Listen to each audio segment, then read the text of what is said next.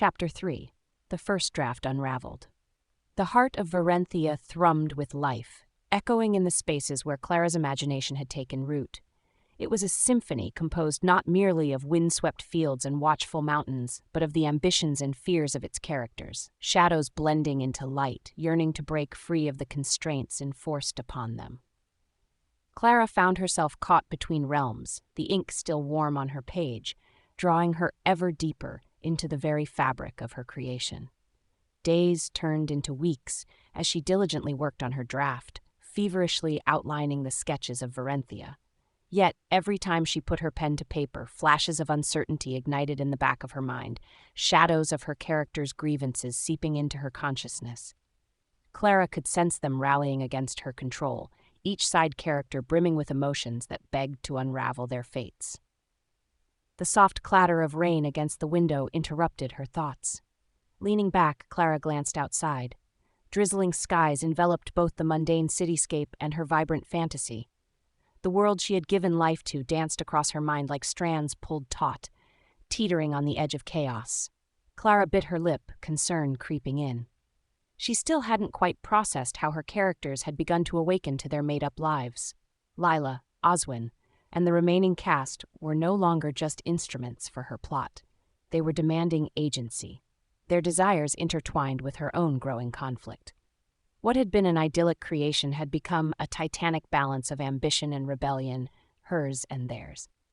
As her gaze flicked to the barely visible words on the page, Clara resolved to face the storm brewing within her and outside her window. "I need to understand them better," she whispered, the syllables settling like an incantation. If she was to present even a fragment of her work at the upcoming convention, it was imperative to delve deeper, to feel what they felt. With newfound determination, Clara returned to her desk. The discarded pages were testimonials of her gradual unraveling, yet she sensed she was on the precipice of a breakthrough. Pulling her notebook closer, she turned to a fresh page and titled it, "Understanding the Characters." She needed more than just their traits. She needed their motivations, fears, and what drove them to fight against her narrative. To introspectively peer into the heart of her characters, she considered a method she often employed: character interviews. Clara had always found that crafting an interview helped crystallize their motivations, helped them blossom into multifaceted beings. Yet this time, it felt even more vital, like gathering an assembly of warriors before a battle, pulling their truths from the depths of her mind before they could rip through her story and seize their own destinies. "Let's begin with Lila," she said to herself, her pen poised, a spark igniting in her veins. "Lila, where do your ambitions stem from?" As she began to write, the room transformed. It felt as if she was no longer alone. Lila's presence lurked in the texture of the air. Clara could almost see the merchant, her brow furrowed as she weighed her power against loyalty. What Clara wrote felt vibrant and alive, emotions spilling onto the page like a river draining a storm-tossed sky. "Ambitions have always been a burden and a blessing, haven't they?" Lila's voice echoed within Clara's head. "I have danced through markets and carved my path with my own two hands." As the merchant's voice poured forth, an idea began to crystallize at the edges of Clara's consciousness. The depth, the trials, the hunger for acknowledging true devotion over opportunism.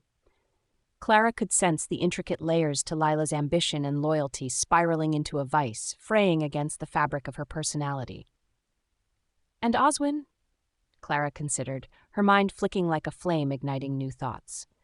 Contemplating the reluctant mage, she sensed the weight of his indecisiveness exuding through the air. What is magic without the courage to wield it? Oswin's voice was gentle yet laced with frustration, the timbre eerily familiar as if he were standing right behind her, pleading for freedom. "You have shown me the destiny of greatness and the chains of mediocrity. I cannot hide away forever, trembling before my potential. If I fail to embrace my heritage, what power will I hold when darkness encroaches?" Clara breathed slowly, each word crafted by her hand capturing Oswin's fervent plea. The pull of the narrative softened amid the realization that they were not merely vessels for her story. They were aspirations and fears remixing in her universe, each one yearning for resolution, each telling her their thirst for agency. Sifting through her notes, Clara felt never-ending possibilities sizzling in the air. She hadn't merely ignited conflict in their arcs, but also hope, an illuminating path that asked deeper questions. Could she allow Lila to break chains and Oswin to wield his power? What were the repercussions they might unleash if given the chance to fully realize their potentials? A small smile broke free as Clara abandoned her cautious penmanship. "Let's discover what happens when rebellion meets resolve," she muttered, imbued with the spirit of adventure. As the rain continued to patter lovingly against the window, it felt as though it sang an anthem, encouraging her characters to forge their destinies, heedless of her will. But deeper questions lingered, shoving Clara into a maelstrom of uncertainty. Would they still obey her narrative once given scraps of agency? Should she accept the risk of losing control by letting her characters deviate from their plots? Abandoning the careful structure she had built in her first draft could plunge her from the heights of creation to the depths of chaos, a thread stretched too thin, ready to snap. Eager to explore the implications, Clara decided to invite more characters into the fray. "Let's ask the others," she declared, skin tingling from the magic that surged through her pen. She scrawled interviews with the supporting cast and dove headfirst into an ongoing dialogue with her minor players, characters that had initially felt like mere sketches on the page. There was Gunnar, the disillusioned knight driven to near madness by the burden of honor. Eloise, the dream-weaving bard who lamented the confines of stories that kept her silent. And Icarus, the fragile dreamer whose heart swirled with visions yet uncovered. It was refreshing to siphon their truths, shedding light on the dim corners of their thoughts. Each time she did, their narratives recoiled in need, unfurling like petals seeking sunlight. "I try to follow a path of honor," Gunnar lamented, his rough voice layered with weariness. "But what good is loyalty when it can suffocate? Will the rightful cause deliver me, or will it chain me further, a pawn for vain glory? We are often neglected in your grand schemes, relegated to Each dialogue related more than Clara had anticipated. The floodgates had opened, revealing an entire realm of ambitions layered beneath their fare. Emotions wrestled and echoed from her own heart, beating in perfect sync with their struggles. Clara's world expanded, tangled with the threads of their hopes, revealing a richer tapestry than she could have conjured alone. As the conversations drew to a close, Clara felt an electric thrill course through her. The stakes of her narrative were rising, and she suddenly realized that this was not merely a story anymore. It was a vivid battle raging between control and freedom. The impending convention wasn't merely a chance for her to show off her work, but an invitation to witness the rebellion of her own heart's crafting. Let it unravel, Clara decided, a resolution settling within her. She could feel the simmering rage inside her characters distill into beautifully chaotic storms that sought release, but she wouldn't just let them blindly lash out. Instead, she would guide them to lay bare their truths, penning not just suffering, but growth. What unfolded next wasn't a dismissive admission of defeat, but rather an embrace of her character's cavernous depths, allowing her voice to echo theirs. She would allow Lila to taste freedom, Oswin to wield purpose, and Gunnar to redefine honor. She would sculpt their world not as a tyrant of narrative command, but as a sympathetic architect who yearned to explore her own creation with them.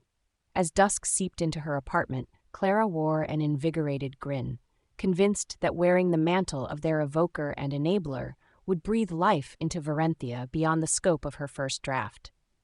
With the revelations fresh in her spirit, she now recognized that through chaos, she could cultivate narratives bursting with vibrant force, inviting the characters to rise amid their own reckoning. "Let them have their say," she whispered, setting her pen down for a moment, allowing realization to wash over her. "Each word I pen can become a bridge, intertwining their desires with the world I've carefully crafted. The jagged edges of conflict await to be softened by connection." With renewed vigor, Clara wrote till the stars blinked outside her window, unfurling the unfolding tale of Varenthia anew. The first draft, once a mere shadow of intent, metamorphosed before her eyes, an intricate tapestry woven from the echoes of rebellion and the courage to embrace the unknown, an artistic reclamation where every inked letter tethered her world and her characters to an unfolding destiny, eternally ink-bound. As she poured her heart onto the page, Clara knew, the characters confined to her narrative would no longer remain mere reflections, but would emerge as living, breathing testaments of autonomy. And as the lines danced before her, staining the once blank canvas, she dared to teleport herself into the heart of every journey she carved, a reckoning not solely of character, but that of a collaborative awakening, illuminating the power they held jointly, an author commanded as much by her creation as by the vivid echoes of each soul adorned in ink.